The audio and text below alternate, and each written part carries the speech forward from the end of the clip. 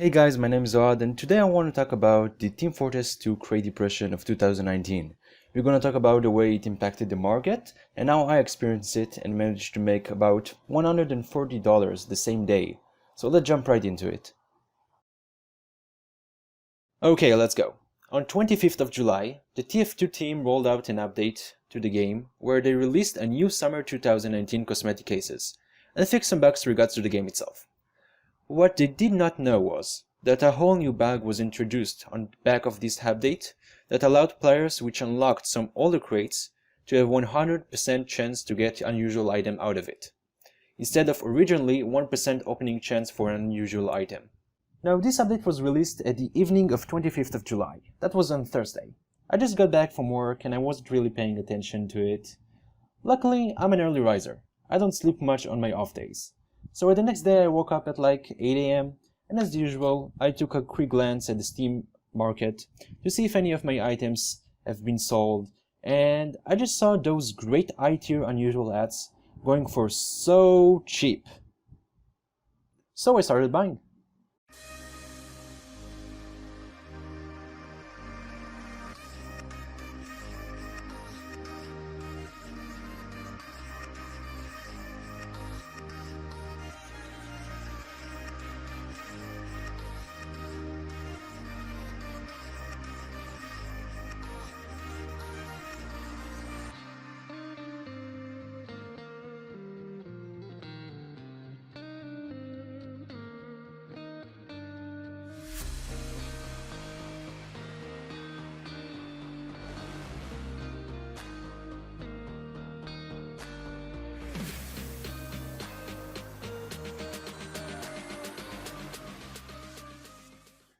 At that moment, the entire TF2 community felt like the game is just crashed and doomed. Like, no one really believed the game can recover from such an horrible mistake that Valve made, rolling out this update.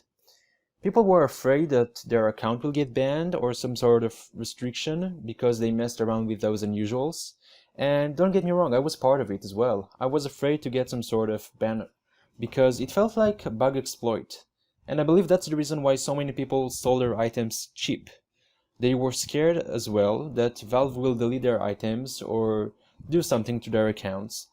And trust me, I put so much effort into Team Fortress and Csgo, Steam in general. It will be really sad to have my account restricted just because of it. But for some strange reason, I just kept on buying, and I really put my faith in Valve that they will just know how to navigate this bug.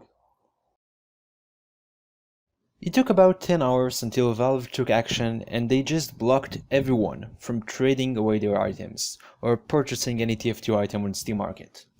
At that point, it was really funny to see how people responded to Valve actions. Looking backwards, every single moment that I checked what the vast majority of people had to say about it, I just began to feel this sense of fear that something bad is about to happen. I'm proud of myself that I detached my emotions and just thought about it more practically. A week later, the TF2 team released a blog post giving this whole scenario the iconic name, the Crate Depression of 2019. I want to go over their response really briefly. I marked out some points I think we can all benefit from, so let's get right into it. We fixed the bug the following morning and decided to trade lock the ads from the bugged crates while we evaluated the situation. Awesome.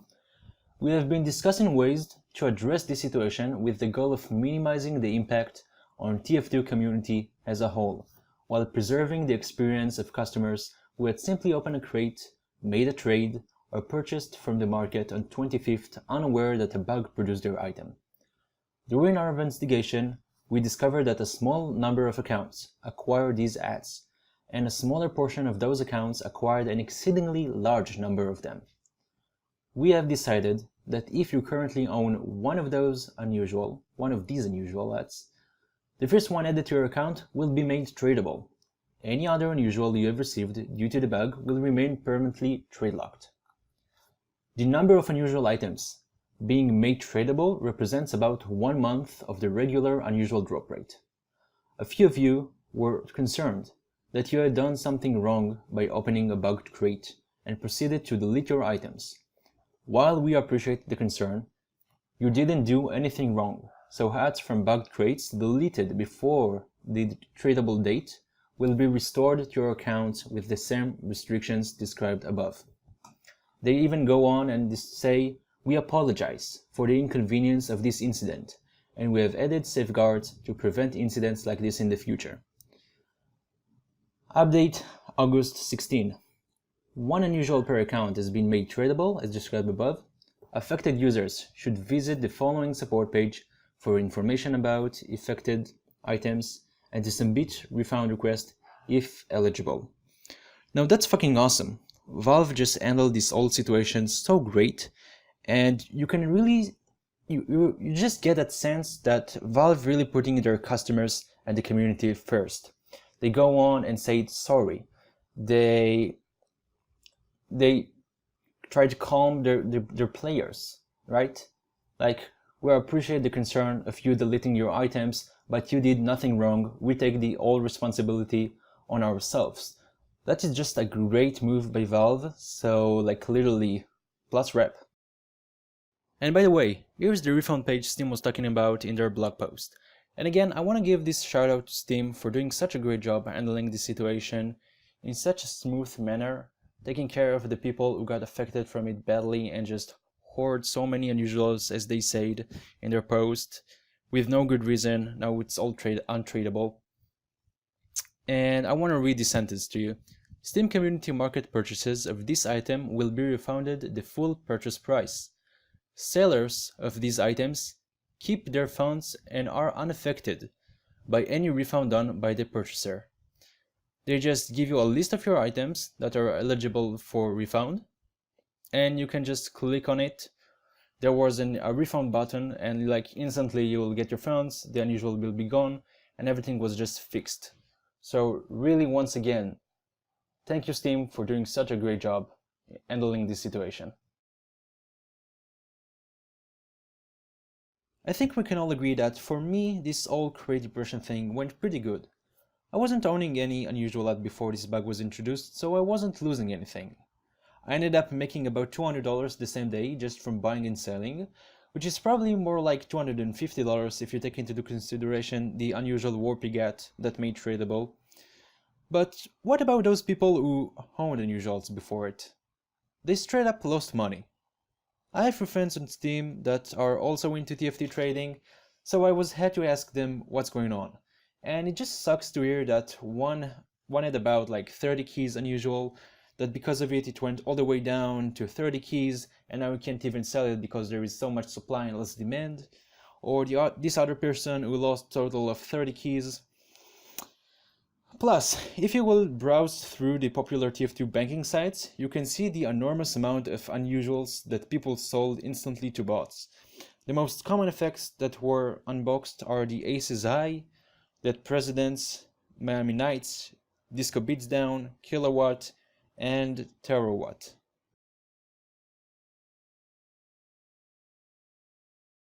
Okay, so by now I want to come up with a conclusion about this whole event. It was really nice to participate in it. It was really nice to see how people react. And so I want to start about this whole notion of people that are scared to do stuff. I think the fear of losing trumps the excitement of victory for so many people.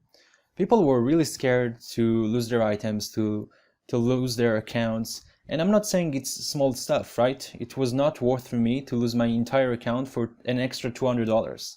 Like, that's nothing. But, you know, people just wasn't seeing the opportunity in front of them. There is no good reason to sell an unusual that should be worth $30 or $40 for 2 or 1 or 3 or 5. Like, it's just an insane thing to do, even if you are afraid of getting banned. Because if you listen to the community, you could literally see that everyone just said that the game is doomed, the game is over, it's not recoverable, Steam fucked up big time. And you know, if I was up to listening to them, I just wasn't making those $200 or $250, because it's so easy to get washed away with those negative thoughts, instead of looking at it more practically and logically and saying to yourself, Valve know what they're doing. They're running those games for like 15 years, 10 years. It's so much time, they can't fuck up. They can't mess it up. You know, no one put trust in Steam here.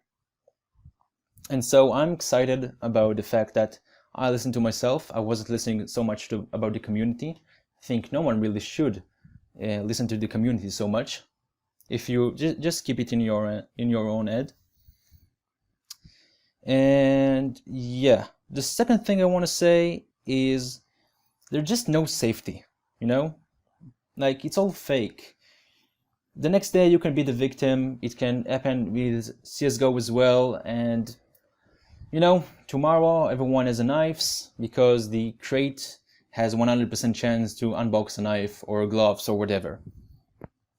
When you realize that everything is a game, is part of a game, and everything can crash just a minute away, you know, I think that's a very inspiring thought, because it just, at least it makes me appreciate whatever I got right now. And so this is very uplifting for me. And yeah, I think people should not be so attached to stuff. I think, again, this idea that everything can crash and everything is fake is just a really good point. A really good point to carry on with yourself. So yeah, the TF2 economy will need some time to recover fully. But yeah, man, if you feel like doing something, just do it, you know, because the next day something else could happen and it will all be bullshit, you know, belongs to the past. It will just get washed up. Okay, so I hope I clarified my thoughts on the Crate Depression 2019. I hope everyone got it and understood it well. I wish everyone will have a wonderful weekend, a wonderful day, whatever that is. Thank you so much for listening once again, and have a wonderful day.